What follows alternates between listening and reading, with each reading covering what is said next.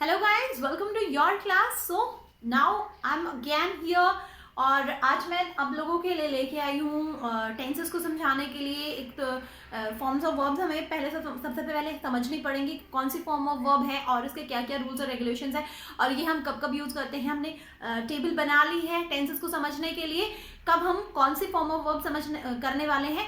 तो most of the things तो clear हो ही गई होंगी आपको, लेकिन सबसे पहले जो मुझे लगता है आप लोगों को डाउटफुल जो चीज़ें हैं वो हैं सिंपल पास्ट और सिंपल प्रेजेंट। तो चलिए उन चीज़ों को ही हम आज एक क्लैरिफिकेशन देते हैं, ठीक है। तो चलिए तो पहले हम फॉर्म ऑफ वर्ब को समझेंगे कि हमारी कितने फॉर्म्स ऑफ वर्ब्स हैं, क्योंकि बिना फॉर्म्स ऑफ वर्ब्स को समझे आपको टेंसेस नहीं आने वाले। ओके तो सबसे पहले हमने काम करना है फॉर्म्स ऑफ वर्ब्स के ऊपर। तो चलिए फॉर्म्स ऑफ वर्ब्स के ऊपर काम करते हैं, ठीक है। सबसे पहले हमारी फॉर्म ऑफ वर्ब होती है वर्ब फर्स्ट, इसका नाम होता है रूट फॉर्म। इसको क्या बोलते हैं हम? Root form. Second form of verb होती है हमारी पास्ट फॉर्म। क्या होती है? Past form. अब ये एक सिंगल ऐसी फॉर्म ऑफ वर्ब होती है, देखो नाम से ही पता चल रहा है ना कि पास्ट फॉर्म। नाम क्या है? Past form. तो जाहिर सी बात है ये कहीं और यूज नहीं होती है, सिर्फ और सिर्फ पास्ट टेंस में ही यूज होती है। आप इस चीज को ध्यान रखिएगा, जब नाम ही पास्ट फॉर्म है तो ये कहाँ यूज होने वाली है? ये सिर्फ और सिर्फ पास्ट टेंस में यूज होने वाली है। ओके अब नेक्स्ट की बात करते हैं हम वर्ब 3। वर्ब 3 का नाम दिया गया है पास्ट पार्टिसिपल। वर्ब 3 का क्या नाम है? Past participle. Okay next form is verb fourth. This is present participle, जिसको हम आईएनजी फॉर्म भी बोलते हैं। प्रेजेंट पार्टिसिपल जिसको क्या बोलते हैं? Present participle ING form. Next है हमारी वर्ब फिफ्थ, एस और ES form. Next is S और ईएस फॉर्म। तो चलिए अब देखते हैं कि थोड़े से एग्जाम्पल देखते हैं। 2-3 एग्जाम्पल्स मैंने यहाँ पे लिखे हैं ताकि उनके थ्रू आपकी फॉर्म्स ऑफ वर्ब्स क्लियर हो जाए कि एक्चुअली हमारी बुक्स में क्या होती है, हमारी forms 3 forms of verbs given होती हैं, बाकी की जो 2 फॉर्म्स ऑफ वर्ब्स होती हैं वो हमें खुद बनानी होती हैं। तो चलिए देखते हैं कि एक्चुअली है क्या, ठीक है। तो हमारी फॉर्म्स ऑफ वर्ब्स देखिए यहाँ पे क्या है कि सबसे पहले हमारी फॉर्म ऑफ वर्ब दी है डू, फिर सेकेंड फॉर्म है डिड और थर्ड फॉर्म है डन, फिर डूइंग है और फिर डज है। ओके और इसके बाद क्या आती है हमारी? इसके बाद आती है हमारी ब्रिंग, फिर ब्रॉट, ब्रिंगिंग और ब्रिंग्स। अब कम, केम, कम, कमिंग और कम। अब रीजन ये, अब क्वेश्चन ये उठता है कि हमें कैसे पता चलेगा? आप देखो कई जगह क्या है कि ब्रिंग है, ब्रिंग की सेकंड फॉर्म भी ब्रॉट है और ब्रिंग की थर्ड फॉर्म भी ब्रॉट है। तो हमें कैसे पता चलने वाला है कि ये जो ब्रॉट है वो वर्ब सेकंड है या वर्ब थर्ड है? तो चलिए इसके बारे में एक एक्सपेरिमेंट करके देखते हैं। So let me erase it and let me write some examples for you so that you can get a clear idea that सबसे फिशी एरियाज हमारे क्या होते हैं? फिशी टेंसेस कौन से होते हैं? सिंपल प्रेजेंट और सिंपल पास्ट। यही टेंसेस हमें टेंसेस का एक हवा बना के जो है ना दिखाई देते हैं, हवा बन जाता है हमारे लिए टेंसेस। क्यों? सिंपल पास्ट और सिंपल प्रेजेंट की वजह से। चलिए इस हवे को ही आज मिटा देते हैं, खत्म कर देते हैं। तो चलिए फर्स्ट एग्जाम्पल है मेरा, she made a mistake. Okay अब मेड कौन सी फॉर्म है? चलिए देख लेते हैं। मेक, मेड और मेड। अब आप लोग बोलोगे कि मैम ये तो मेक की सेकंड फॉर्म भी मेड ही है और थर्ड फॉर्म भी मेड ही है, how can we get to know? अब हमें कैसे पता चलेगा कि ये कौन सी फॉर्म ऑफ वर्ब है? मेड।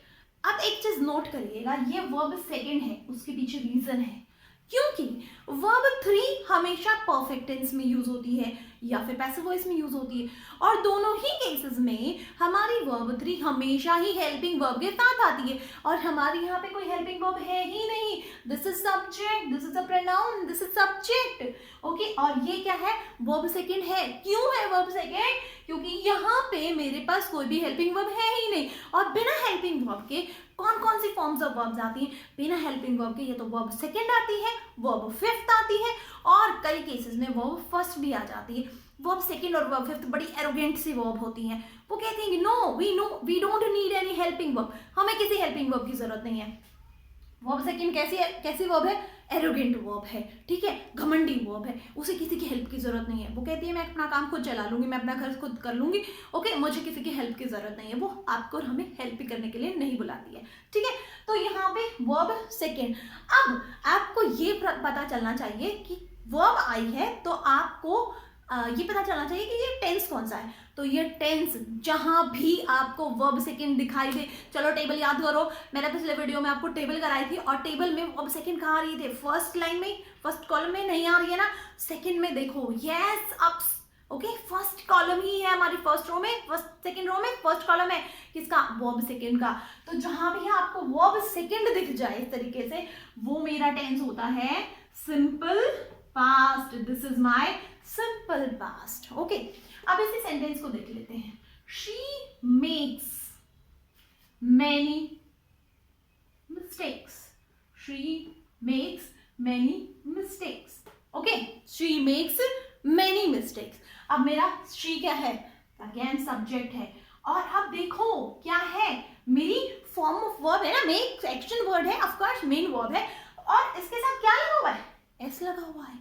तो देखो आपका काम बहुत इजी हो जाता है, आपका काम बहुत ही इजी हो जाता है। कैसे आइडेंटिफाई करोगे टेंस, ये कौन सा टेंस है?